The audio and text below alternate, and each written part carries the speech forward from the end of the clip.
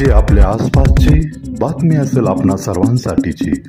आपण पाहत आहात 7 मराठी न्यूज।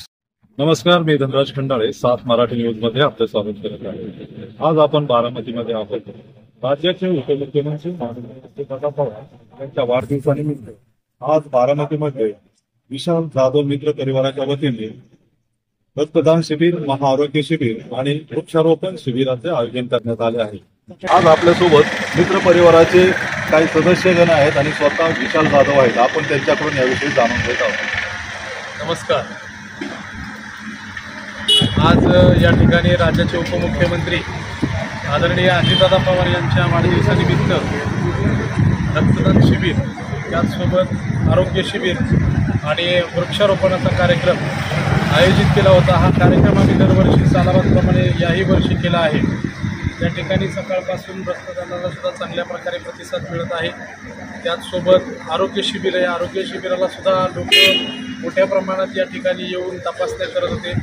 त्यामध्ये बारामती हॉस्पिटल असेल, मेहता हॉस्पिटल असेल यांच्या वतीने या ठिकाणी आयोजन त्या शिबिराचं होतं, आरोग्य शिबिराचं।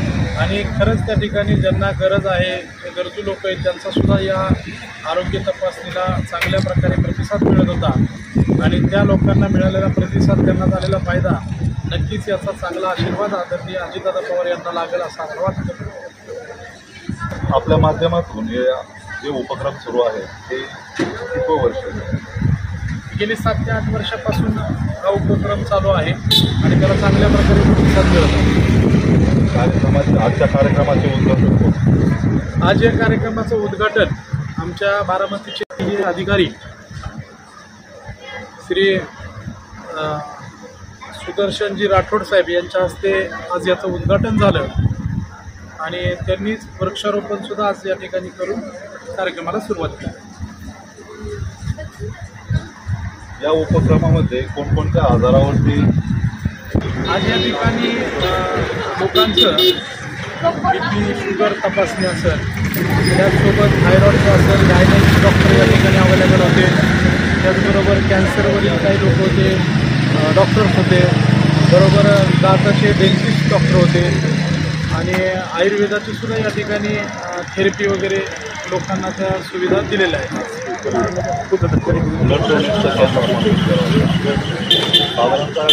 किती बॅगाचा डोनेशन? दरवर्षी आमच्या या कार्यक्रमामध्ये कमीत कमी 250च्या वरती बॅग या ठिकाणी पावलं।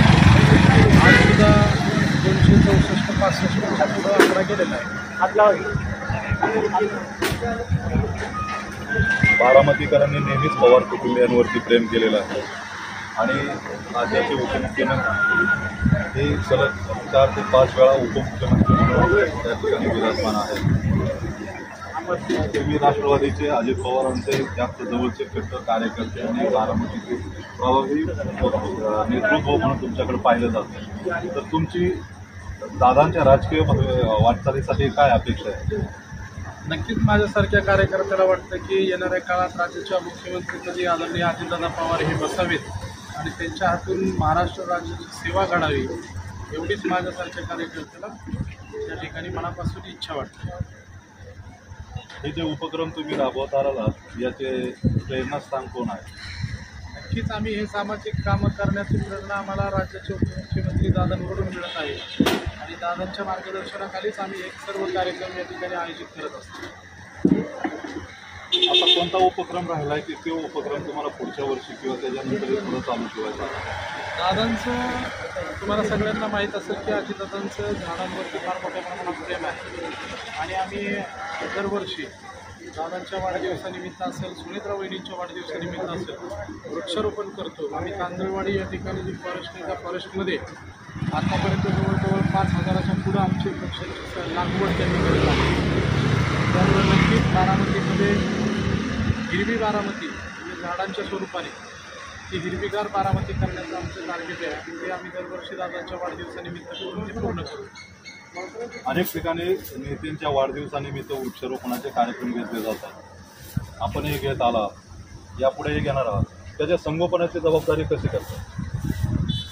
जिथं आम्ही झाडं लावतो, आता आम्ही आमच्या या भागामध्ये हा तर रेसिडेन्शियल भाग आहे, इथं लोक असतातच, प्रत्येकाच्या ठिकाणी लावलेले आमची देखरेख चालू असते। नगरपालिकेच्या माध्यमातून चांगल्या पद्धतीने होते. आणि जिथं फॉरेस्टमध्ये आम्ही झाडं लावलेली आहेत तिथं बऱ्यापैकी पाऊस पडल्यामुळे झाडांना पाणी मिळतं.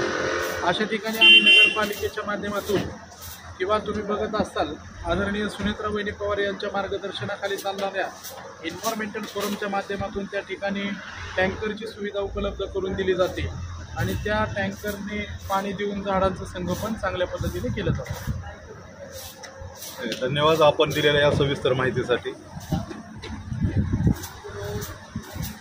4 मिनिटं